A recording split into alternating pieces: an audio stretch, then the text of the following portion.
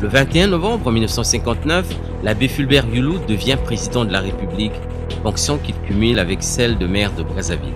Yulu parti, les syndicalistes font appel à Massamba Deba, président de l'Assemblée nationale, retiré quelques jours plus tôt à Boko, son village natal. La vie politique connaît un nouveau tournant avec la création, le 5 août 1968, du Conseil national de la Révolution, CNR, que dirige le capitaine Marien Ngouabi. Le 31 décembre, le CNR est déclaré organe suprême de l'État. Marien Ngouabi devient président de la République. Je m'engage, en me guidant le principe maximal,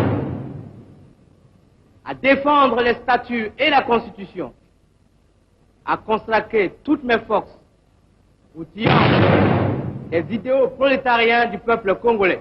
Le camarade Marien Ngouabi, qui était placé à la tête du mouvement du 31 juillet, n'avait pas été choisi à cause de son grade militaire. Parce que c'était un militant éprouvé qui a dirigé le mouvement et qui s'est battu pour le parti, pour la révolution, pour le marxisme-léninisme.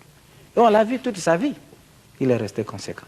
Comme il était militaire, d'autres étaient ingénieurs, d'autres enseignants, d'autres ouvriers, maçons, paysans. Ce sont ces camarades-là qui se sont retrouvés et ils ont défendu la révolution. Le 18 mars 1977, le président Marien Ngouabi est assassiné à Brazzaville. Le comité militaire du parti CMP, présidé par le colonel Jacques Chouachin Yombi Opango, assure la succession. Il dissout l'Assemblée nationale et les pouvoirs populaires. L'acte fondamental du 3 avril abroge la Constitution du 24 juin 1973. Le 5 février 1979, le comité militaire du parti remet les pleins pouvoirs au comité central du Parti congolais du travail, réuni en session extraordinaire. Le colonel Denis Sassou Nguesso est porté à la magistrature suprême. Lorsque le comité central a été convoqué, mais cette aile droitière liquidationniste a bien essayé une action militaire de force qui avait lamentablement échoué, pensant que s'il en est ainsi, bien, on passe par les armes et puis on règle comme ça ce problème.